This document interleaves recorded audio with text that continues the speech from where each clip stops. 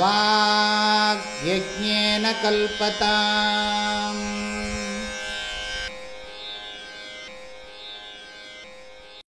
நித்யானந்த சுகம் பதம் சுவிமலம் பிராப்தும் சமீஹாயுதாः சர்வே ஜன்மப்ருதः சதா வ்யசனினः தத்ஸ்தான சம்மார்கணே ஏவம் சத்யபி சாத்ய சாதனயுகம் சம்யங் ந ஜானந்தி தே ந ப்ராப்தா ஹ்யதுனாபி சௌக்ய பதவீம் ஸ்வாபீஷ்டரூபாம் யதஹ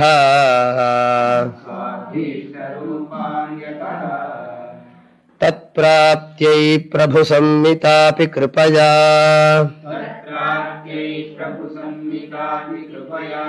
த்ரய்யந்தசாரான்விதாः வல்லீகாடகமத்யகாகவிசமம் ப்ரோத்சாஹயந்தி நரான் ஏவம் சாதனகல்பனாம் ரச்சயதே சன்மார்ககானாம் சதாம் தத்விஷ்ணோः பரமம் பதம் ச சஹசா கந்தும் மனீஷாவதாம் ஆத்மானம் ரதினம் ப்ரவீதி நிகமஹ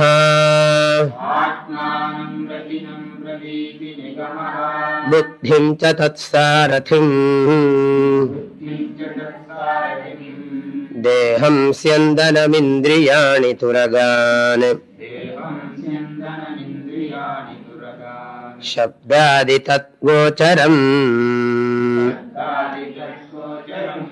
சேதः பிரக்ரஹமாதரேண யயிமான் வஷ்யாம் ஸ்தனோத்யாத்மவான் தஸ்யைவாப்யமிதம் பதம் சுககனம் பாரம்பரம் ஹ்யத்வனः பிராப்யம் தத்பரமம் சுகம் ஹி முனயः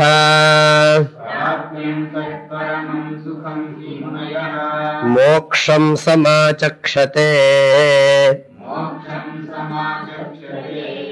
ஜீவேஷான ஜகத்விசேஷரஹிதம் ஞானைகசாத்யம் த்ருவம்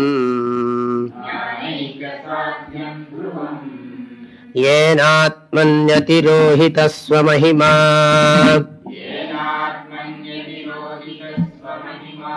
ஆனந்தாத்மகோ பாசதே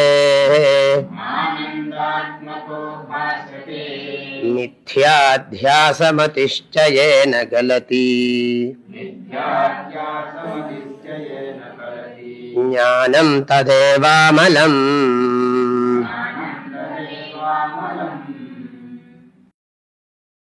முதல் ஸ்லோகம் சாத்தியத்தை கூறியது.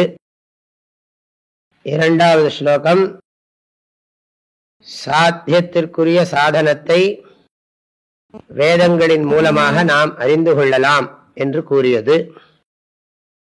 மூன்றாவது மந்திரம் சாதனைகளை ரத கல்பனையோடு உருவகப்படுத்தியது.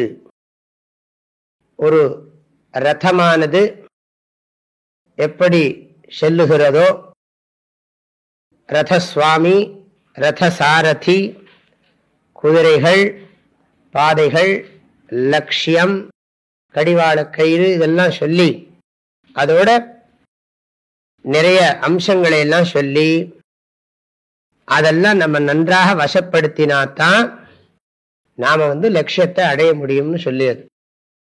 ஜீவாத்மாவை தேர்ல வீற்றிருப்பவனாக சொல்லி, உடம்ப தேராக சொல்லி, இந்திரியங்களை எல்லாம் குதிரையாக சொல்லி, புத்திய சாரதியா சொல்லி, மனசை கடிவாளமாக சொல்லி, இதுக்கெல்லாம் பாதையாக இருக்கிறது விஷயங்கள்னு சொல்லி, யார் ஒருவன் இதை கவனமாக வசப்படுத்துகிறானோ அவனுக்குத்தான் அந்த மோக்ஷம் என்று சொல்லக்கூடிய சுவிமலம் நித்யானந்த சுகம் பதம் கிடைக்கும் என்று சொன்னார்.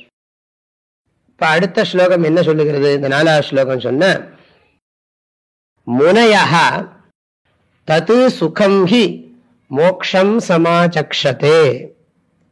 முனையஹா, முனையஹான்னு சொன்னா முனிவர்கள். முனிவர்கள்ங்கிறதுக்கு 2 அர்த்தம் உண்டு. ஒரு அர்த்தம் மௌனான் முனிஹி மனனசீலஹா முனிஹி. மௌனமாக இருக்கிறதுனால முனிவன் பேரு. நன்கு தத்துவ கருத்துக்களை எல்லாம் சிந்திக்கிறதுனால முனிவன் பேர். முனையஹா, முனையஹன்னா முனையஹா ரிஷயா எல்லாம் ஒரே அர்த்தம்தான். பெரியோர்கள்லாம் என்ன சொல்லி இருக்கிறார்கள்னு சொன்னா, அந்த சுகத்தை தான், எந்த சுகம்? சுவிமலம் நித்யானந்த சுகம், விஷ்ணோஹோ பரமம் பதம், சுககனம் பதம் என்றெல்லாம் சொல்லப்பட்ட அந்த சுகத்தை மோக்ஷம் சமாசக்ஷதே, மோக்ஷம் என்று சொல்லுகிறார்கள். சம்யக் ஆசக்ஷதே, மோக்ஷம் என்று அதை சொல்லுகிறார்கள், நன்கு பகருகிறார்கள். இத்தனை நேரம் மோக்ஷங்கிற பதத்தையே அவர் அறிமுகப்படுத்தல. ஆனந்தம், சுகம், சுககனம் இப்படித்தான் வேர்ட்ஸ் யூஸ் பண்ணார். இப்பதான் என்ன சொல்லுகிறார்? இதத்தான் பெரியவங்கள்லாம் மோக்ஷம் மோக்ஷம்னு சொல்லுகிறார்கள்னு சொல்றார். மோக்ஷம் சமாசக்ஷதே, அது எப்படி போட்டுக்கோங்க? பிராப்யம் தத் பரமம். பிராப்யம்னா என்ன? அடையப்பட வேண்டிய, பயணத்தின் குறிக்கோளாக நாம் அடையப்பட விரும்புகிற, அடையப்பட இருக்கிற பரமம் சுகம். விஷய சுகம் எல்லாம் பரமம் சுகம் கிடையாது. ஸ்வரூப சுகம்தான் பரமம் சுகம். எந்த சுக அனுபவமும் பரம சுகம் கிடையாது. சுகஸ்வரூபம் ஒன்றே பரமம் சுகம். ஆத்மாவே சுகம். அது பிறகு பார்க்க போறோம். அப்ப எப்படி படிக்கணும்? முதல் வரிய முனையஹ பிராப்யம் தத் பரமம் சுகம் ஹி மோக்ஷம் சமாசக்ஷதே. இந்த முனையஹங்கிறது மாத்திரம் முதல்ல போட்டா போறோம். முனிவர்கள் அடையப்பட வேண்டிய அந்த சிறந்த மேலான சுகம், சுகத்தை ஹி நிச்சயமாக, இல்லாட்டி சுகத்தை தான், சுகம் ஏவ, ஹீங்கிறது ஏவார்த்தே, ஹீங்கிறது அவதாரணார்த்தே. அவதாரணார்த்தம்னு சொன்னா எம்பசைஸ், வலியுறுத்துறது. ஹி, ஹீனா ஏவ, முனிவர்கள் அடையப்பட வேண்டிய அந்த சிறந்த சுகத்தை தான் மோக்ஷம், மோக்ஷம் இத்தின்னு சேர்த்துக்கணும் நாம, இதி என்று சமாசக்ஷதே, சம்யக் ஆசக்ஷதே, நன்றாக சொல்லுகிறார்கள். அதைத்தான் இவரும் காட்டி கொடுத்தார். சுவிமலம் நித்யானந்த சுகம் பதம் சௌக்கிய பதவி, தத் விஷ்ணோ பரமம் பதம், சுககனம் பதம், இப்படிங்கிற பதத்தை எல்லாம் அவர் யூஸ் பண்ணினது. அவங்கதான் இப்படி மோக்ஷத்தை அப்படி சொல்றாங்க, அதைத்தான் மோக்ஷம்னு சொல்றாங்க. மோக்ஷத்தை தான் அவங்க இப்படி எக்ஸ்பிளைன் பண்றாங்க, இப்படி சொல்றதைத்தான் அவங்க மோட்சம்னு சொல்றாங்க. அப்ப என்ன பண்ணணும்? மோக்ஷம் இஸ் ஈக்குவல் டு சுவிமலம் நித்யானந்த சுகம் பதம், சுவிமலம் நித்யானந்த சுகம் பதம் இஸ் ஈக்குவல் டு மோக்ஷம். இப்படி பல கோணங்கள் அவர்கள் சம்யக் ஆசக்ஷதே, ஆசக்ஷதேனா பகருகிறார்கள் அர்த்தம். நன்கு பகருகிறார்கள், நன்கு பகருகிறார்கள். ஜீவேஷான ஜகத் விசேஷ ரஹிதம் ஞானைக சாத்தியம் த்ருவம். அடுத்த வரி அந்த மோக்ஷத்துக்கு அட்ஜெக்டிவ்ஸ், விசேஷணங்கள்லாம் சொல்லப்படுகிறது. அந்த மோட்சத்துக்கு நிறைய அடைமொழியெல்லாம் சொல்லப்படுகிறது. ஜீவ ஈசான ஜகத் விசேஷ ரஹிதம் ஞானைக சாத்தியம் துருவம்ங்கிறது மோட்சத்துக்கு உரிய அடைமொழிகள் ஆகும். ஜீவேஷான ஜகத் விசேஷ ரஹிதம்னு சொன்னா ஜீவ ஈஸ்வர ஜகத் விசேஷ ரஹிதம்னு அர்த்தம். ஜீவன் சொன்னா ஜீவாத்மா, ஈசானன்னு சொன்னா ஈஸ்வரன், ஜகத்து சொன்னா உலகம். ஜீவாத்மா பரமாத்மா இந்த உலகம் அப்படிங்கிற வேற்றுமையெல்லாம் இல்லாத ஜீவேஷான ஜகத் விசேஷ ரஹிதம். இதெல்லாம் விசேஷம். கடவுளோ நிர்விசேஷமா இருக்கார்.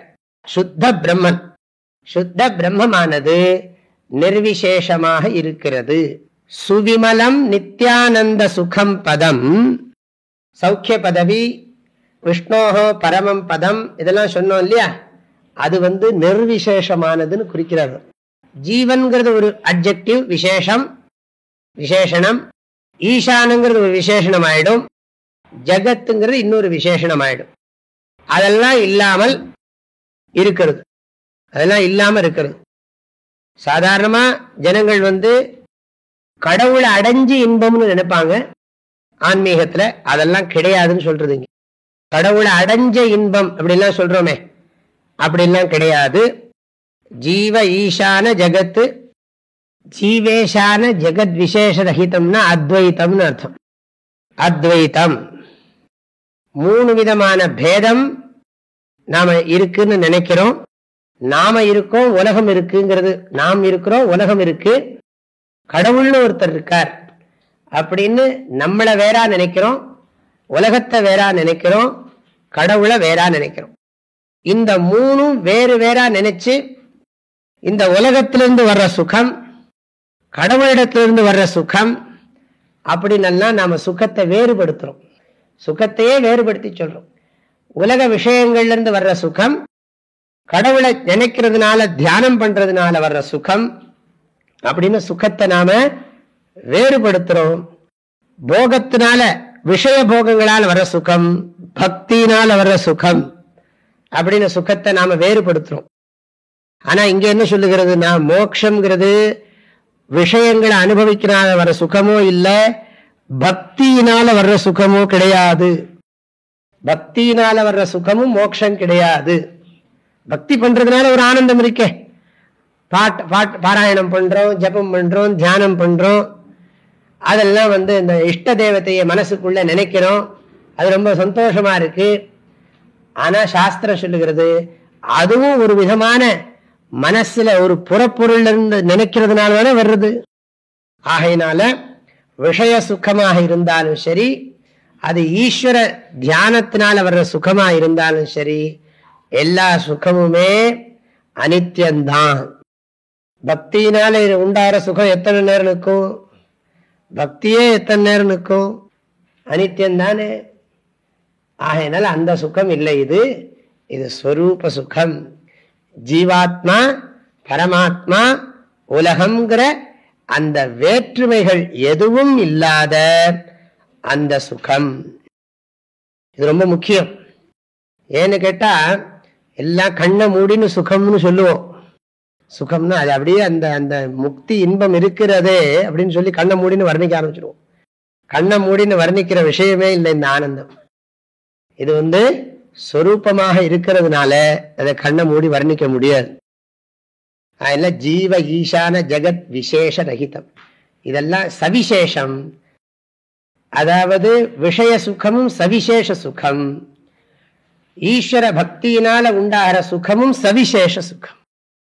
ஆனா ஸ்வரூப சுகம் நிர்விசேஷ சுகம், ஜெகத் விசேஷ ரஹிதம். ஆனா இந்த இதுல ரொம்ப கவனமா சொல்றார், இது எந்த இந்திரியங்களாலையும் அனுபவிக்கப்படுறதில்லை, மனசினாலையும் அனுபவிக்கப்படுறதில்லை. இந்த ஆனந்தமானது இந்திரியங்களாலும் அனுபவிக்கப்படுவதில்லை, இந்திரியங்களால மனசுல அனுபவிக்கிறோம், மனசினாலே அனுபவிக்கிறது இல்லை. இவன் ஏதாவது ஸ்வீட் சாப்பிட்றோம், அதனால சுகம் வருது.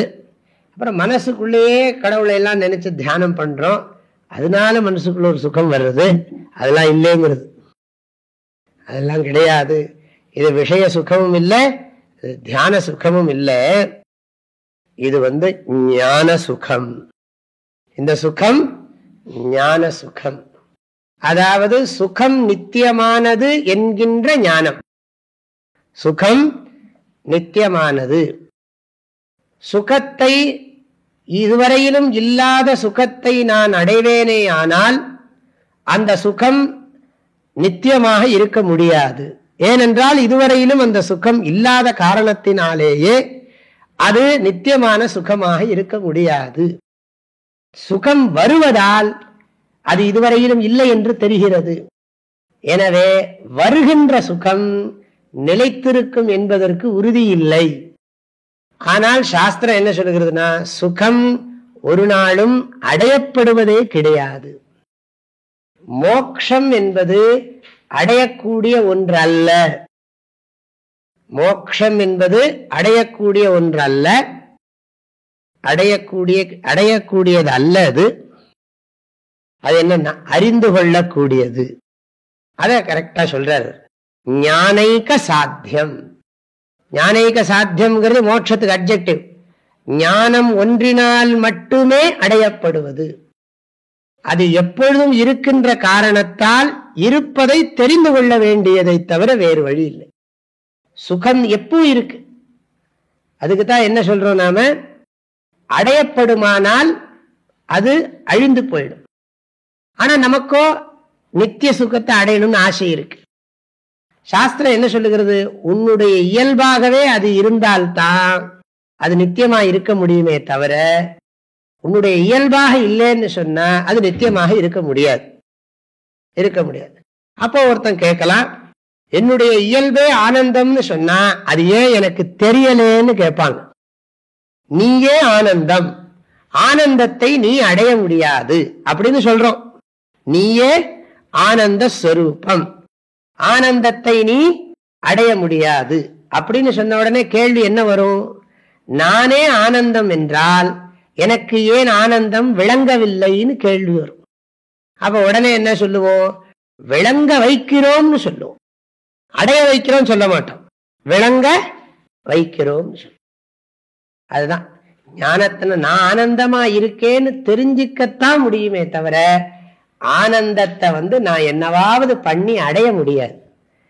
ஏதாவது சாதனை பண்ணி நான் ஆனந்தத்தை அடைய முடியாது. சாதனை பண்ணி அடைஞ்சா அது சாத்தியமாயிடும், பரிச்சின்னமாயிடும், 1008 அனர்த்தம் அதுல வரும். அது மோட்சமாகவும் இருக்க முடியாது. ஆகையினால ஞானைக சாத்தியம்னு சொல்றார். இதுல இவர் சாலோக சாரூப சாமீப சாயுஜ்ய முக்தி எல்லாம் அப்படியே கார்பெட்டோட உருவுறார். பக்தி சாஸ்திரத்துல சொல்லியிருக்காங்க, சாலோக முக்தி, சாரூப முக்தி, சாயுஜ்ய, சாலோக சாரூப சாமீப சாயுஜ்யம். சாலோக முக்தின்னு என்ன அர்த்தம், சிலதெல்லாம் இங்க நீங்க கோவில்ல தினம் பூக்குடலையில பூவெல்லாம் பொறிச்சு கொண்டு கொடுத்தீங்கன்னா, கோவில் வாசல்ல கோலம் எல்லாம் போட்டு சுவாமியோட பரிவட்டத்தை எல்லாம் துவச்சு கொடுத்தீங்கன்னா உங்களுக்கு சிவலோகத்துல ஒரு பிடிக்கும் கேட் ஓரமா. ஆக சாலோக முக்தி, அதுக்கு பேர் அங்க போன அது சாலோகம், சிவலோகம் அல்லது வைகுண்டம், அது சாலோக முக்தி. அப்புறம் சாமீப முக்தி, கடவுளுக்கு பக்கத்துல போலாமா, கொஞ்சம் அந்த பக்கத்துல போய் அவருக்கு சர்வீஸ் எல்லாம் பண்ற பாக்கியம் கிடைக்கும், அது சாமீப முக்தி. அப்புறம் அவரை மாதிரியே நமக்கும் பகவான் மாதிரியே சங்கு சக்கர கதை சூலபாணி நெத்தியில விபூதி ஜடா முடி எல்லாம் வந்துடுமா. அவருக்கு நமக்கும் ஃபார்ம் ஒண்ணுதான், அவர் மாதிரியே தான் நாம இருப்போம். சாரூப முக்தி. அப்புறம் சாயுஜ்ய முக்தி, அவரோட சேர்ந்துடுவோம், அவரோட ஜாயிண்ட் ஆயிடும். இந்த சாலோக சாரூப இதுக்கெல்லாம் கர்மா பண்ணணும். சாலோக முக்தி, சாரூப முக்தி, சாமீப முக்தி, சாயுஜ்ய முக்தி, சாலோக சாமீப சாரூப சாயுஜ்யம். இந்த முக்திக்கெல்லாம் என்ன பண்ணணும், நிறைய தியானம் பண்ணணும், ஜபம் பண்ணணும், நிறைய இல்லாம சாதனைகள்லாம் பண்ணணும். இங்க என்ன சொல்றாரு, அந்த மாதிரி மோட்சம் இல்லப்பா, இது எங்கேயோ சாலோகம், அந்த லோகத்துக்கு போகணும், லோகத்துக்கு போனா சாலோக முக்தி அப்படிலாம் சொல்லிருக்கு. அப்படியெல்லாம் கிடையாது.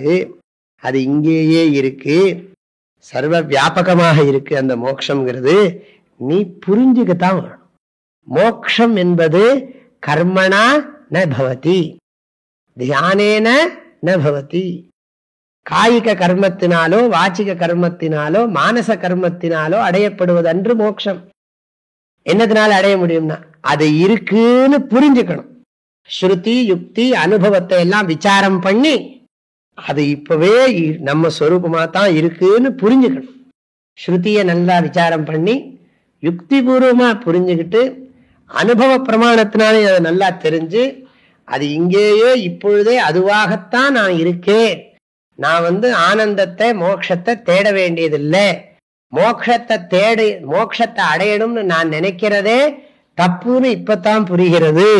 சந்தோஷத்தை அடையணும்னு நான் பிரயத்தனம் பண்றதே தவறு. ஏன்னா நானே சந்தோஷமாகத்தான் இருக்கேன் அப்படின்னு உபனிஷத்துக்களை எல்லாம் குருமுகமாக நன்றாக விசாரம் பண்ணி ஸ்ரவண மரணம் நிதித்தியாசனம் பண்ணி அந்த திருடமான ஞானத்தினாலதான் இதை அடைய முடியும்.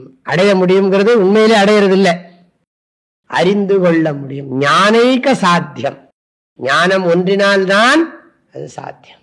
மோக்ஷம் சித்த வஸ்துவாக இருப்பதால், சித்த வஸ்துனா என்ன, அடையப்பட்டதாகவே இருப்பதால், முக்தி சாத்தியமாக இல்லாமல் சித்தமாகவே இருக்கிறதால் எவர் அகாம்ப்ளிஷ்டும்பாங்க.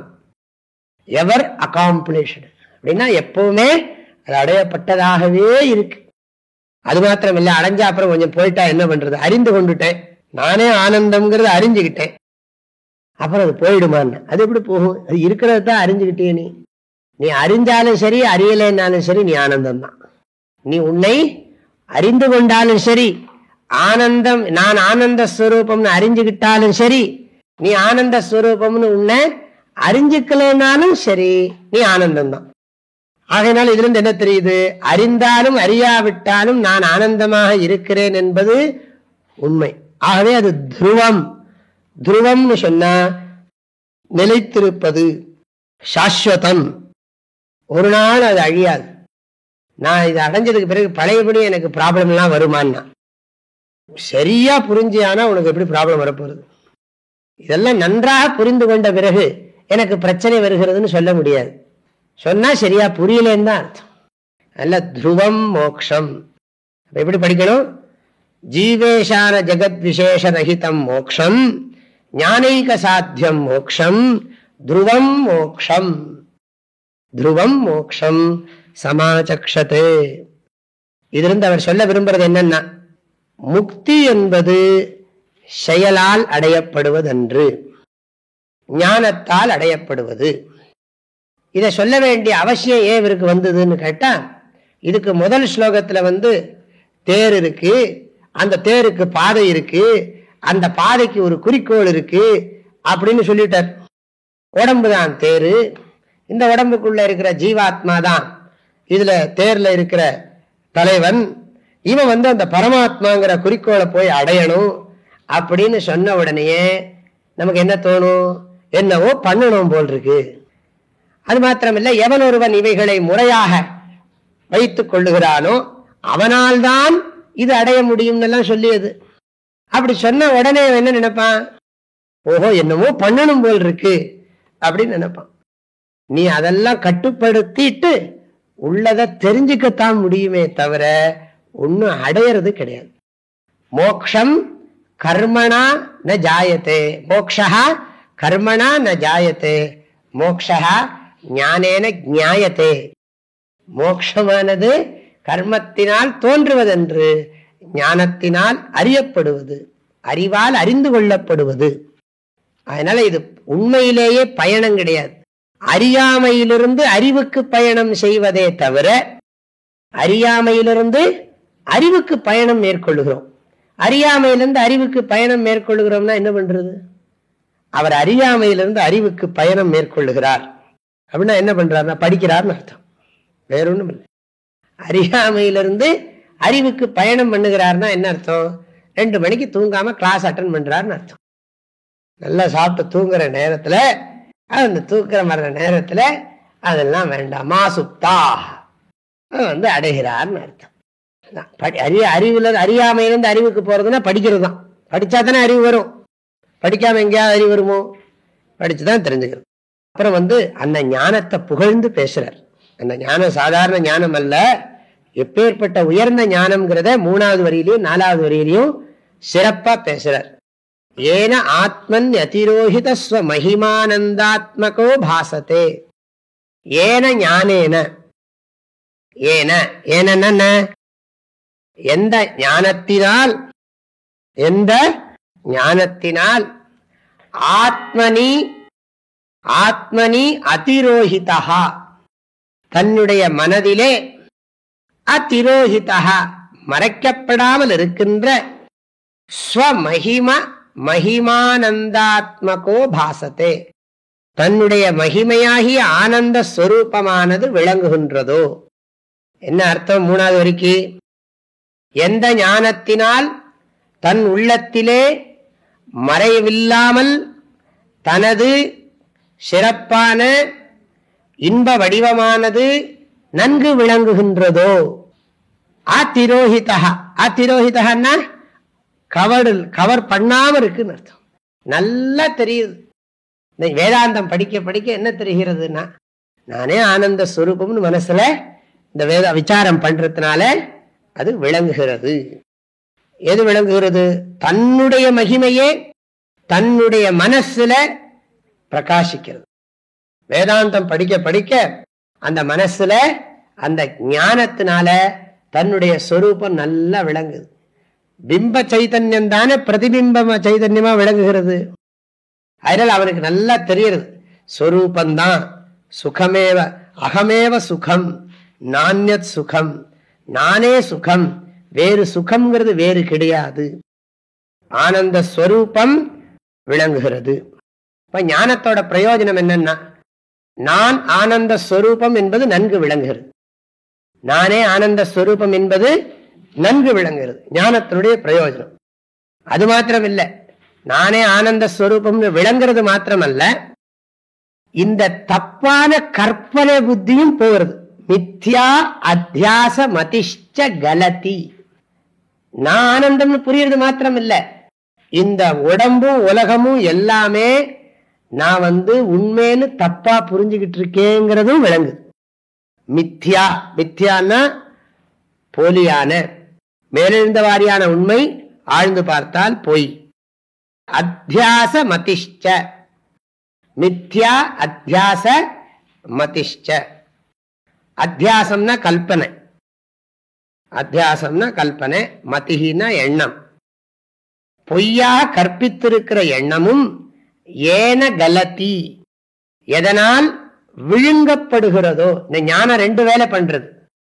ஒரு வேலை என்னன்னு கேட்டா, தன்னுடைய ஆனந்த ஸ்வரூபத்தை விளங்க வைக்கிறது ஒண்ணு.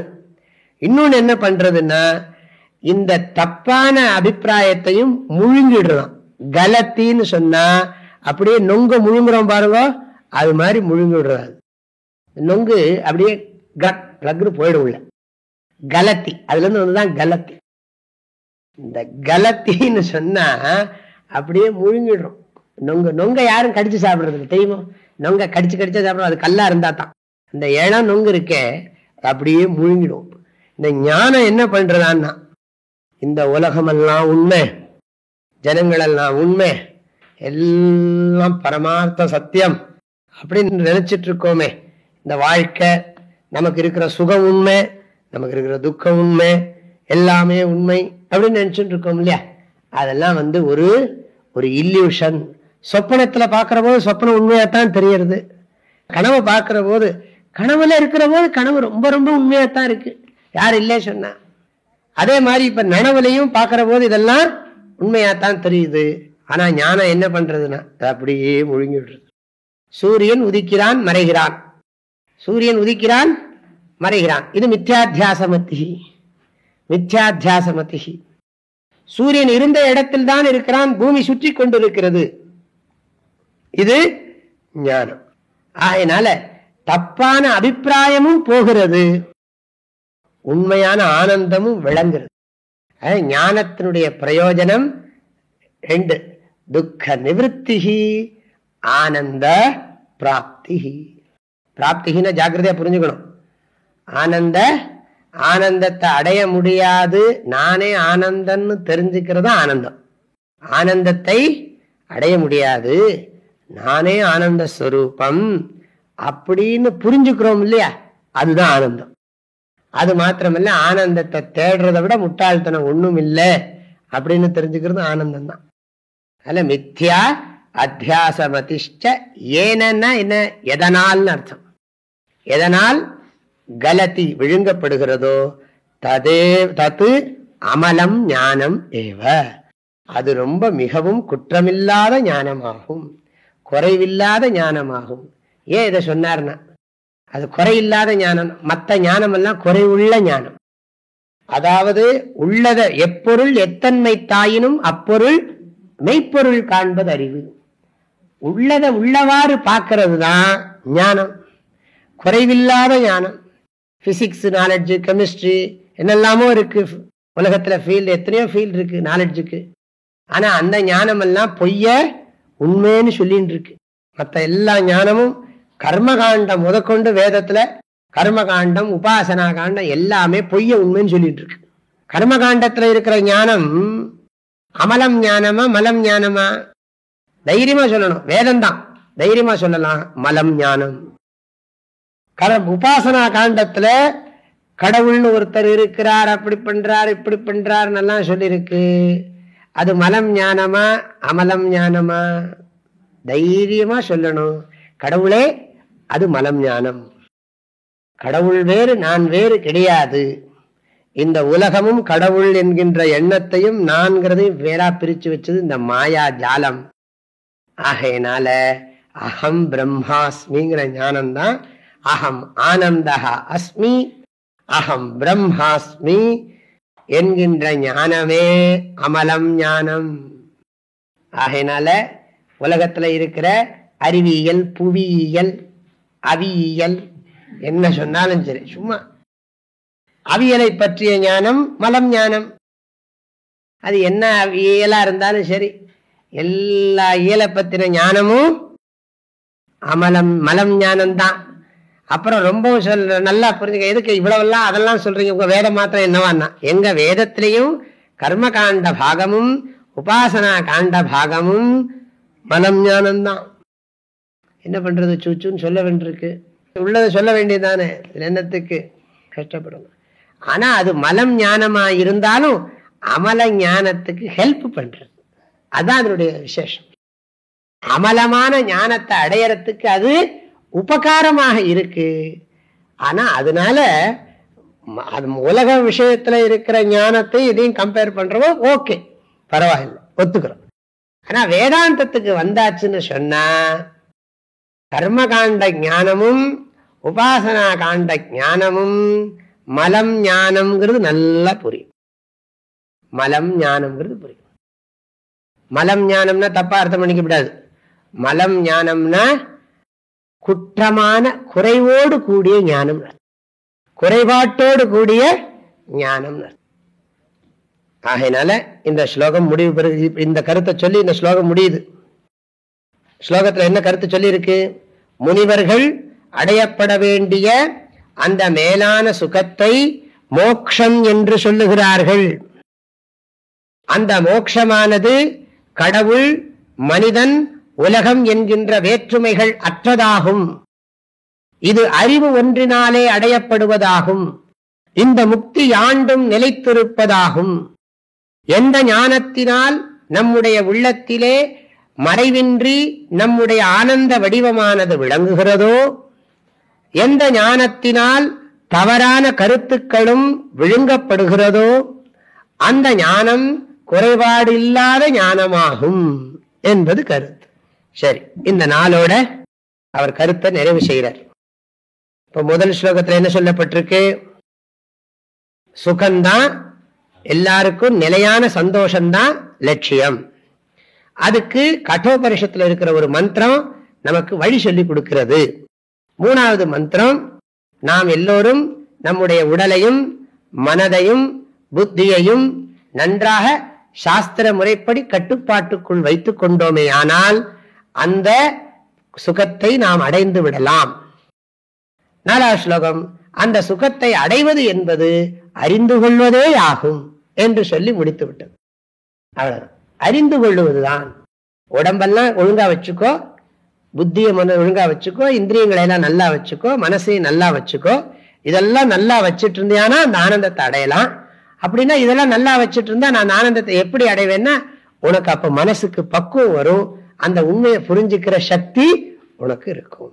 குரு சொல்லி கொடுப்பார், உனக்கு உடனே விளங்கும். அப்படிங்கிறது அதனுடைய கருத்து. இனி இந்த கருத்தையே திரும்பவும் விஸ்தாரமா சொல்றார். அப்ப மனிதன் வாழ்க்கையில என்னெல்லாம் பண்ணணும்? இந்த 3வது ஸ்லோகத்துல படிச்சோமே, ஒரு தேர் கற்பனை, அதெல்லாம் கட்டுப்படுத்தணும்னு சொன்னீங்களே, அதை எப்படி கட்டுப்படுத்துறது? இந்த 5 குதிரைகளை எல்லாம் கட்டுப்படுத்தணுமே, பஞ்ச ஞானேந்திரியங்கள்லாம் இருக்கு, இதெல்லாம் கட்டுப்படுத்தணுமே, பஞ்ச கர்மேந்திரியங்கள் இருக்கு, இதெல்லாம் ஒழுங்குபடுத்தணும்னு சொல்லுகிறீர்களே, அதை எப்படி ஒழுங்குபடுத்துறது? அதுக்கு உபாயம் சொல்லுங்கள் அப்படின்னா அதுக்கு ரொம்ப கிரமமா வழி சொல்லிக் கொடுக்க ஆரம்பிக்கிறார். 5வது ஸ்லோகம் படிக்கலாம். ஆஸ்திக்யம் திருடமூலமேவ மனுஜஹ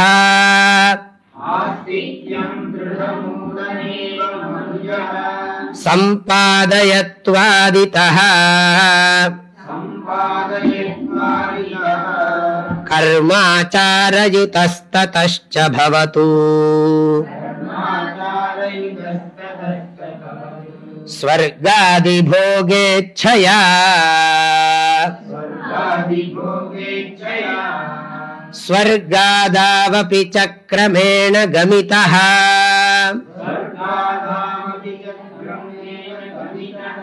நைராஷ்யமேவாஸ்திரே நித்யாநித்ய விசாரணே ஸ்வதிக்ருதஹ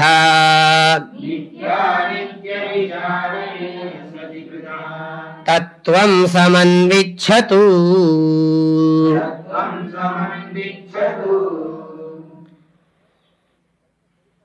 இந்த ஸ்லோகத்துல சொல்லியிருக்கிற கருத்தை சுருக்கமா சொல்றேன், பிறகு விளக்கமா சொல்றேன்.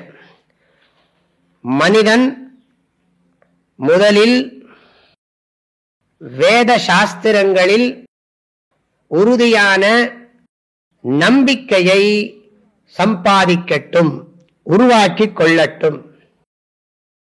மனிதன் முதலில் வேத சாஸ்திரங்கள் கருத்துக்களிடத்தில் உறுதியான நம்பிக்கையை மேற்கொள்ளட்டும், பெற்றுக்கொள்ளட்டும். பிறகு சொர்க்கம் முதலான உலகங்களில் இன்பத்தின் பொருட்டு செயல்களை ஒழுங்காக செய்யட்டும்.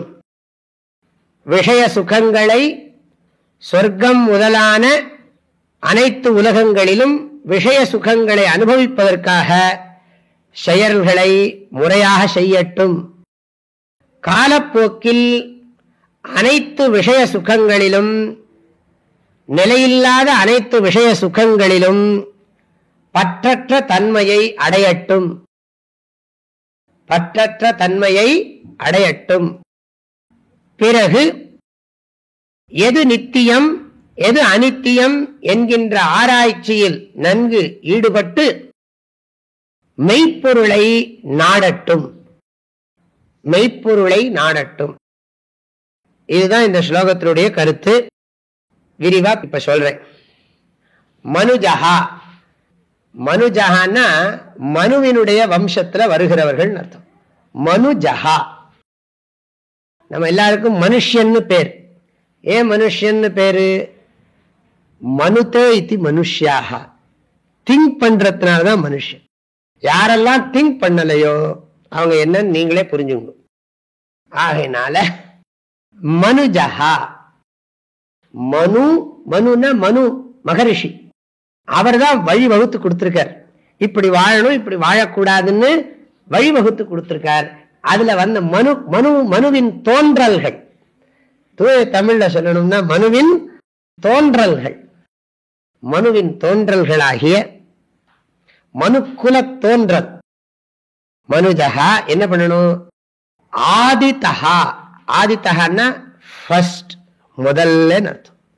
ஃபர்ஸ்ட் என்ன பண்ணணும்னா ஆஸ்திக்யம் சம்பாதயது. ஆஸ்திக்யம்னா என்ன அர்த்தம்? வேதம்ங்கிறது ஒண்ணு இருக்கு. இந்த வேதத்தை ரிஷிகள் நமக்கு கொடுத்திருக்காங்க. இந்த வேதத்துலதான் எது தர்மம் எது அதர்மம்னு சொல்லியிருக்கு. இந்த வேதத்துலதான் தத்துவங்கள்லாம் சொல்லப்பட்டிருக்கு. இந்த வேதம் புண்ணிய பாபத்தை எல்லாம் சொல்லியிருக்கு. இந்த வேதம் தான் கடவுளை பத்தி பேசியிருக்கு. இந்த வேதம் தான் நாம எப்படி எல்லாம் நடந்துக்கணுங்கிறத நன்றாக நமக்கு சொல்லி கொடுக்கிறது. ஆகையினால நமக்கு வேதம்தான் உண்மையான பொருள், உண்மையான வழிகாட்டி. நான் வேதத்துல நான் நம்பிக்கை வச்சிருக்கேன். ஆஸ்திக்யம், ஆஸ்திக்யம்னா என்ன அர்த்தம்? சொர்க்கம்னு ஒண்ணு இருக்கு, நரகம்னு ஒண்ணு இருக்கு, புண்ணியம்னு இருக்கு, பாபம்னு இருக்கு, பிறவிகள் நிறைய இருக்கு. தப்பு பண்ணினா தண்டனை கிடைக்கும், நல்லது பண்ணா நல்லது கிடைக்கும். அப்படிங்கிற அந்த நம்பிக்கைக்கு பேர் தான் ஆஸ்திக்யம்னு பேர். அஸ்தி, அஸ்தி ஈஸ்வரஹா அஸ்தி, புண்ணியம் அஸ்தி, பாபம் அஸ்தி, பிரம்ம அஸ்தி. சர்வம் சாஸ்திரத்துல சொல்லி இருக்கிற விஷயங்கள்லாம் அஸ்தி, அது உண்மைதான். ஏன்னா எதுவுமே நம்ம கண்ணுக்கு தெரியாது. இப்ப கட்டடம் அஸ்தி சொல்லணும்னு அவசியம் இல்லை, இதான் இருக்கே, இது ஞானம், இதை நம்பணுங்கிற அவசியம் இல்லை. அஸ்தி கர்த்தா, ஈஸ்வரன் ஒருத்தன் இருக்கான் அப்படிங்கறத நம்ப வேண்டி இருக்கு. ஆக அந்த இருக்கிறது என்ற நம்பிக்கைக்கு பேர் ஆஸ்திக்யம்னு பேர். ஆஸ்திக்யம்னு சொன்னா இதெல்லாம் சாஸ்திரம் சொல்றதெல்லாம் உண்மைதான்ப்பா, அது சத்தியம்தான், அது அஸ்தி, அதெல்லாம் இருக்கு, உண்மைதான். நமக்கு புரியாம இருக்கலாம், நமக்கு தெரியாம இருக்கலாம், ஆனா அது உண்மைதான் அப்படிங்கிற ஒரு விசுவாசம் இருக்கு இல்லையா, அதுக்கு பேர் தான் ஆஸ்திக்யம்னு பேர். ஆஸ்திக்யம் எப்படி இருக்கணும்னா திருட மூலமேவ, அசைக்க கூடாது. யாரெல்லாம சொன்னாங்க அதெல்லாம் சும்மா கற்பனைங்க, ஹம்பக்கு, இது ஹம்பக்கு, அது மாத்திரம் இல்ல, அது ஒரு டைப் ஆஃப் பிரெயின் வாஷ் அப்படிம்பாங்க. அப்புறம் அது பரவாயில்ல, குட் ஹைப்போதீசிஸ்மாங்க, ரொம்ப சரி, இது என்ன கடாபுட்டா வார்த்தையெல்லாம் சொல்லுவாங்க. அப்படிலாம் சொல்லி என்ன பண்ணுவாங்க, நம்பிக்கை எடுத்துருவாங்க. ஏற்கனவே இவனுக்கு தப்பு பண்றதுக்கு வழியை பார்த்துட்டு இருக்கான். ஜனங்களுக்கு சாதாரணமாகவே தவறு செய்யறதுக்கு சுபாவம் இருக்கு. சாஸ்திரம் தப்பு பண்ணா இதெல்லாம் கிடைக்கும்னு சொன்ன, தப்பு ஆனா இதெல்லாம் தண்டனை கிடைக்கும்னா அதெல்லாம் சும்மா, அதெல்லாம் நான் பார்த்திருக்கேன், எத்தனையோ பேரை பார்த்திருக்கேன், அப்படி இப்படின்லாம் சொல்லி சொல்லுவாங்க. கடைசியில் அந்த ஆளே மாறிடுவான், இவன் போயிடுவான், மாறிடுவான். நீங்க பாத்தீங்கன்னா யாரெல்லாம் நாஸ்திகனா இருந்து இன்னொருத்தனை நாஸ்திகம் பண்ணானோ அந்த நாஸ்திகன் அவன் ஆஸ்திகன் ஆயிடுவான். அந்த முதல்ல ஆஸ்திகனா இருந்து நாஸ்திகன் ஆனா பாருங்க, இவனால அவனால ஆஸ்திகன் ஆக முடியாம திண்டாடுவான். புரியுறதா? ஒருத்தன் ஆஸ்திகனா இருந்தான், அந்த ஆஸ்திகனை ஒரு நாஸ்திகன் நாஸ்திகன் ஆக்கினான். இவன் நாஸ்திகன் ஆன உடனே கொஞ்ச நாள்ல ஏதோ ஒரு கிளாஸ் ஏதோ சத்சங்கத்துக்கு போய் தெரியாதனமா அவன் ஆஸ்திகனா மாறிட்டான். அவன் ஆஸ்திகனா மாறிட்டான்னு இவனுக்கு தெரிஞ்சும் இவனால ஆஸ்திகனா மாற முடியாத அளவுக்கு கான்ஃபிளிக்ட் எல்லாம் உலகத்துல இருக்கு. இது பைத்தியத்துக்கு வைத்தியம் பண்ற வைத்தியருக்கு பைத்தியம் பிடிச்சா அவர் எந்த வைத்தியர்கிட்ட போய் தம் பைத்தியத்துக்கு வைத்தியம் பண்ணிட்டு மற்ற பைத்தியங்களுக்கு வைத்தியம் பண்ணாருன்னா அது மாதிரி ஆயிடுச்சு. புரியுது இல்ல? பைத்தியத்துக்கு வைத்தியம் செய்யற வைத்தியருக்கு பைத்தியம் பிடித்தால் அவர் எந்த வைத்தியரிடம் சென்று தன் பைத்தியத்துக்கு வைத்தியம் செய்து கொண்டு மற்ற பைத்தியங்களுக்கு வைத்தியம் செய்வார். ஆஸ்திகனை ஒருவன் நாஸ்திகன் ஆக்கிவிட்டு பிறகு நாஸ்திகன் ஆஸ்திகன் ஆகி விடுகிறான். ஆஸ்திகனாக இருந்து நாஸ்திகனாக மாறினவன் திரும்பவும் ஆஸ்திகனாக முடியாமல் தவிக்கிறான். ஆனா நம்ம சாஸ்திரம் நல்லதுதான் சொல்லும், அந்த எண்ணம் வேணும். நம்ம அம்மா எப்படி நமக்கு தப்பான வழியை சொல்லி கொடுப்பாங்க. மாத்ரு பித்ரு சஹசிரேபியோபி ஹிதைஷினா வேதம் வேதஹா வேதேன. ஆதிசங்கரர் கட்டோபனிஷத்துல சொல்றார், மாத்ரு பித்ரு சஹசிரேபியோபி ஹிதைஷினா வேதேன உபதிஷ்டம் ஆத்மைக தத்துவம் சாந்த தர்ப்பைஹி ஆதரணீயம் இது வாக்கியார்த்தம். அதாவது ஆத்மா ஒண்ணுதான் அப்படிங்கறதா வேதத்தோட கருத்து. அதுதான் ஆயிரக்கணக்கான அம்மா அப்பாவை காட்டிலும் நமக்கு நல்லதை சொல்லக்கூடிய வேதத்தினால உபதேசிக்கப்பட்டிருக்கிற இந்த ஆத்மா ஒன்றே என்கின்ற கருத்தை ஆணவம் அடங்கிய எல்லோரும் ஏற்றுக்கொள்ள வேண்டும் அப்படின்னு சொல்ற. இந்த ஈகோ இருக்கே, அதை விட்டவங்க எல்லாம் இதை அக்செப்ட் பண்ணிக்கணும். ஈகோவை விட்டு இதை அக்செப்ட் பண்ணிக்கோன்னு சொல்றார். ஆக முதல்ல என்ன வேணும்? ஸ்ட்ராங்கா ஆஸ்திக்யம் இருக்கணும். இல்லாட்டி அசப்பாங்க நிறைய பேர்.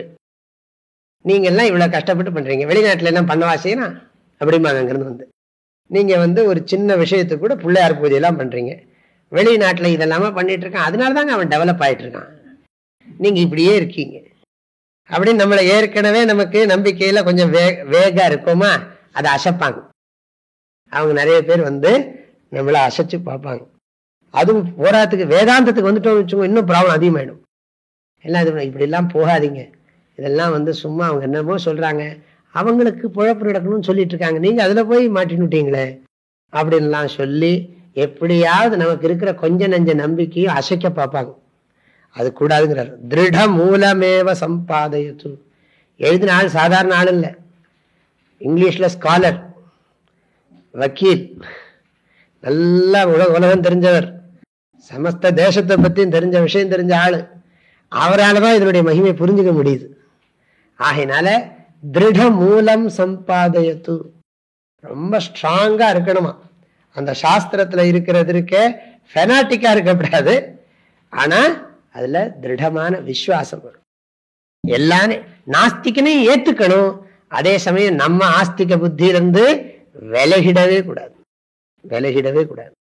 சரி, முதல்ல ஆஸ்திகத்தை அடையணும். அப்புறம் அது என்ன சொல்லியிருக்கு வேதமோ, நீ கர்மத்தை எல்லாம் செய்யின்னு சொல்லியிருக்கு. நீ இதெல்லாம் பண்ணினியானா உனக்கு சொர்க்கத்துக்கு போவே, ஃபர்ஸ்ட் அப்படிதான் பேசும். நீ இதெல்லாம் டெய்லி இதெல்லாம் பண்ணினியானா உனக்கு நிறைய சுகமெல்லாம் வரும். வீடு, மாடு, ஆடு, கோழி, குதிரை, தனம், தானியம், பசு, பகுபுத்திர லாபம் எல்லாம் நிறைய கிடைக்கும். ஆளு, தாப்பாளு எல்லாம் நிறைய நிறைய கிடைக்கும். நல்ல பந்து மித்திர புத்திர களத்திராதிகள்லாம் சேரும். எல்லாம் ரொம்ப சௌக்கியமா இருப்பாய் அப்படின்னு சொல்லி சாஸ்திரம் என்கரேஜ் பண்ற. இதெல்லாம் பண்ணியானா உனக்கு கிடைக்கும்னு சொல்லி. ததஹா, ததஹாங்கிறது எங்க இருக்குன்னு தேடப்படாது, ஸ்லோகத்தை பார்த்துட்டே இருக்கணும். கொஞ்சம் ஏமாந்தா ஒன்றும் தெரியாது, எங்க என்ன சொல்றேன்னு தெரியாது. ததஹா, பிறகு கர்மாச்சார யுதஹா பவது, ரொம்ப ஒழுங்கா நமக்கு கொடுத்துருக்கிற டியூட்டிஸ் எல்லாம் பண்ணணும். காலம்பரை சாயங்காலம் பண்ண வேண்டிய பிரேயரை ஒழுங்கா பண்ணணும், ஜபத்தை ஒழுங்கா பண்ணணும், ஆன்மீகத்துல சாதனைகள் எல்லாம் ஒழுங்கா பண்ணணும். எதுக்காகனா ஸ்வர்காதி போகேச்சயா, எடுத்த உடனே ஆனந்தம் வடிவம்னா ஒன்றும் புரியாது. ஆகையினால என்னன்னா அது நீ நல்லா பண்ணினியானா அப்புறம் உனக்கு லைஃப் நல்லா செட்டில் ஆகும். அப்படி செட்டில் ஆன உடனே நீ நல்லா என்ஜாய் பண்ணலாம் லைஃப் அப்படின்னு சொல்றது. இல்லாட்டி என்னன்னா இங்க அட்லீஸ்ட் இங்கே கிடைக்கும், இங்கேயே உனக்கு எல்லாம் கிடைச்சிடும். அப்படி இல்லைன்னா கொஞ்சம் நஞ்சம் ப்ராப்ளம் இருந்தா நீ சொர்க்கத்துக்கு போய்க்கலாம். நீ போன உடனே அங்க சொர்க்கத்துல நீ போகும்போதே உனக்கு இது ரெட் கார்பெட் எல்லாம் போட்டு அங்கிருந்து அப்படியே எல்லாரும் வரிசையா நின்றுட்டு இருப்பாங்க. எல்லாரும் காலில் பூ போட்டு உன்னை கூட்டிட்டு போயிடுவாங்க. அங்க போய் புண்ணிய பர்யந்தம், புண்ணியம் இருக்கிற வரைக்கும் நீ அங்கேயே சௌக்கியமா இருக்கலாம், சொர்க்கத்துல போய் இருக்கலாம், ரொம்ப சௌரியமா இருக்கும். அதெல்லாம் சொர்க்காதி போகேச்சையா கர்மாச்சார யுதஹா பவது, கர்மத்துல கர்ம ஆச்சாரத்தை செய்வாயாக. கர்மாச்சார யுதஹா பவது, கர்மத்தை கடைபிடிக்கின்றவனாக இருப்பாயாக. ஆச்சாரம்னா என்ன? ஒழுக்கம். கர்மன்னா செயல். ஆக நல்ல சிறந்த செயலையும் ஒழுக்கத்தையும் உடையவனாக இருப்பாயாக. சொர்க்கம் முதலான உலகங்களில் நமக்கு இன்பம் கிடைக்கும் என்கின்ற ஆசையோடு இதையெல்லாம் செய்ய வேண்டும். அப்புறம் என்ன ஆகும்னா போக போக போக புத்தி வர ஆரம்பிக்குமா. யதா இஹ கர்மசிதா லோகஹா க்ஷீயதே ததா அமுத்திர புண்ணியசிதா லோகஹா க்ஷீயதே. இது ஒரு பெரிய ஆட்டம் பாம் ஸ்டேட்மெண்ட் வேதத்துல. இங்க எப்படி நீ கர்மம் பண்ணி கஷ்டப்பட்டு இந்த ஜன்னலெல்லாம் பண்ணி வச்சிருக்கியோ அதுல எல்லாம் உளுத்து போகும், கொஞ்ச நாள் ஆன உடனே உளுத்து போகும், அப்படியே தட்டினா பொடியா விழுகும். இங்க நான் தான் இவ்வளவு கஷ்டப்பட்டு பண்ணேன் அப்படி இருக்கேன்னா அது அப்படித்தான் இருக்கும். கர்மசிதா லோகஹா இஹ க்ஷீயதே. அது மாதிரி நீ ரொம்ப கஷ்டப்பட்டு நிறைய நான் புண்ணியம் எல்லாம் பண்ணியிருக்கேன்னா அதனால சொர்க்கலோகத்துக்கு போனா அந்த புண்ணியம் எப்ப தீருதுன்னு பார்த்துட்டே இருப்பாங்க. இந்த ஜனாதிபதியினுடைய ஆட்சி ஜனாதிபதி இருக்காரு, அவருக்கே இப்போ 2-3 வருஷம் ஆயிடுச்சுன்னா அவருக்கு ஒரு மாதிரி இருக்கும். அது அது அப்படியே என்ன, அந்த புண்ணியம் முடிகிற போது அவுட். ததா அமுத்திர புண்ணியச்சிதா லோகா க்ஷீயத்தே. இங்கேயும் போயாச்சு அங்கேயும் போயிடும். அதனால என்ன ஆகும்னா கிரமேணன்னா காலப்போக்கில் ஸ்வர்காதவ் அபி நைராஷ்யம் கமிதா. அஸ்திரேன்னு சொன்னா நிலையில்லாத, ஸ்வர்காதவ் அபி சொர்க்கம் முதலானவைகளிலும் கிரமேண நைராஷ்யம் கமிதா. சீ இதெல்லாம் இந்த பழம் பிடிக்கும்னு தோணுமா? அப்புறம் முதல்ல அப்படி தோணாது, அது என்னமோ ரொம்ப டேஸ்ட்ஃபுல்லா இருக்கும் அப்படின்னு நினைச்சுதான் போகும். அப்புறம் ஒன்னு அடி மேல அடி, இடி மேல இடி, மேல இருந்து கீழே இருந்து சமஸ்த பிரதேசங்கள்ல இருந்து வந்து தாக்குன உடனே வேண்டான்னு தோணும், வைராக்கியம் வந்துடும். நைராஷ்யம்னு சொன்னா ஆசை போயிடும் அர்த்தம். அந்த ஒரு எந்தூசியாசம், அந்த ஒரு இதெல்லாம் இருந்தது பாருங்க, அப்படியே தொஞ்சு போயிடும். நம்ம கையெல்லாம் ஏதாவது ஒண்ணு இழுத்து கட்டுறோம். இந்த கொடி கயிறு இருக்கே, கொடி கம்பி கொடி கயிறு எல்லாம் கட்டினி நீங்க என்னதான் கட்டுங்க, அப்புறம் என்ன கொஞ்சம் கொஞ்சமா அப்படியே தொஞ்சிடும். அது மாதிரி இதுவும் என்ன ஆயிடும்னா நாளாக அந்த ஆசையெல்லாம் போயிடும். முதல்ல அதை பண்ணணும், இதை பண்ணணும், அதாக்கும், இப்படி ஆக்கும், அப்படி ஆக்கும், என்னெல்லாமோ பண்ணணும்னு இருக்கும். நாளாக என்ன ஆகும், என்னத்தை பண்ணி என்ன அப்படின்னு சொல்லி ஆசையெல்லாம் குறைஞ்சு போயிடும். அப்புறம் பயந்துருமா. அப்ப வந்த உடனே ஏன்னா வாழ்க்கையில இவன் பண்ணினதை பார்க்க அனுபவம் எல்லாம் அனித்தியமாவே இருக்கு. அப்ப எதுதான் உண்மையிலே நிலைச்சிருக்க போகுதுங்கிற புத்தி வேலை செய்ய ஆரம்பிக்குமா. அதுதான் அடுத்த வரியில சொல்லப்படுறது. நித்ய விசாரணே ஸ்வதிகிருதா, நித்ய விசாரணே ஸ்வதிகிருதா. இந்த நித்தியம் எது அனித்தியம் எதுங்கிற சிந்தனை வர ஆரம்பிச்சிடுமா. நாம பண்றதெல்லாம் நாம பண்றதெல்லாம் எது அடைஞ்சாலும் அது அது பெரிஷபிளாவே இருக்கு, ஸ்திரமாகவே இல்லையே, எது நித்தியமாக இருக்கக்கூடியது அப்படிங்கிற ஒரு எண்ணம் வர ஆரம்பிச்சிருமா. ஏன்னா அந்த வேதத்துல நம்பிக்கையோட இருக்கிறதுனால அது விவேகத்தை கொடுக்க ஆரம்பிக்குமா. அதனால என்ன பண்ணுவாங்க, தத்துவம் சமன்விச்சது, தத்துவத்தை நாடி போவாங்க. தத்துவம்னா என்ன, மெய்ப்பொருள் தத்துவத்தை அன்விச்சது, அதை தேடி நாடி போகட்டும்ங்கிற நான் இது கண்டிஷன்லாம் போடுறார். முதல்ல என்ன, வேதத்துல நம்பிக்கை. ரெண்டாவது என்ன, வேதத்துல சொல்லி இருக்கிறபடி அந்த கர்மங்களை எல்லாம் செய்யறது. எதுக்கு, எப்படி, எந்த நோக்கத்தோட செய்யறது, நமக்கு நிறைய சுகம் கிடைக்கும் அப்படிங்கிற எண்ணத்தோட செய். ஏன்னா உனக்கு அதுதானே வழக்கம், எங்கேயாவது எதையாவது பண்ணா ஏதாவது கிடைக்கும் தான் நினைக்கிறேன். அதனால நான் உனக்கு இதெல்லாம் பண்ணா இது கிடைக்கும் நானும் சொல்றேன். அவங்க சொல்றதை விட நான் சொல்றது நல்லது. ஏன்னு கேட்டா அவங்க அப்படிலாம் சொல்லி ஏமாத்திடுவாங்க, நான் உன்னை ஏமாத்த மாட்டேன், உனக்கு புத்தி வர வைப்பேன். நிறைய பேர் உனக்கு அது கிடைக்கும் இது கிடைக்கும், இந்த பாரு நீ 2000 ரூபா கூட உனக்கு 5000 ரூபா ஒரு மாசத்துல பண்ணி கொடுக்குறேன்னா, 2000 ரூபா கொடுத்த உடனே ஒரு வாரம் வந்துட்டு இருந்த ஆளை காணவே இல்லை, இருந்த 2000 போச்சு. அப்போ இந்த மாதிரி ஆள் நிறைய பேர் உண்டு. ஆனா வேதம் உனக்கு அது கிடைக்கும் இது கிடைக்கும்னு ஆசை காட்டினாலும் அதனுடைய நோக்கம் நம்மளை மோசம் பண்றது. நிறைய பேர் உலகத்துல ஆசை காட்டி மோசம் பண்றாங்க, வேதம் ஆசை காட்டினாலும் மோசம் பண்றது இல்லை. அப்ப என்ன பண்றதுன்னா ஆசை காட்டி ஆசையை நீக்கிறது, ஆசையை காட்டி ஆசையை நீக்கிடுறது. நம்மளுக்கு ஆசையை வளர்த்தி விட்டு அப்புறம் கடைசியில் என்ன, இந்த ஆசையெல்லாம் யூஸ்லெஸ். கொஞ்ச நேரம் கழிச்சு நம்ம ஆசைக்கு தகுந்த மாதிரியே ஜால்ரா போடுற மாதிரி இருக்கேன்னு சந்தேகமா இருக்கும். கொஞ்ச நேரம் கழிச்சு பார்த்தா என்னன்னா அந்த ஆசையெல்லாம் நீ ஆசைப்படுறதெல்லாம் அனித்தியம்னு சொல்லு. அப்படி 3வதுல அது சொல்லப்பட்டிருக்கு. மேலும் அடுத்த வகுப்புல பார்க்கலாம். ஓம் பூர்ணமதః பூர்ணமிதம் பூர்ணாத் பூர்ணமுதச்யதே பூர்ணஸ்ய பூர்ணமாதாய பூர்ணமேவாவசிஷ்யதே. ஓம் சாந்தி சாந்தி சாந்தி. ஹரி ஓம். ஓம்.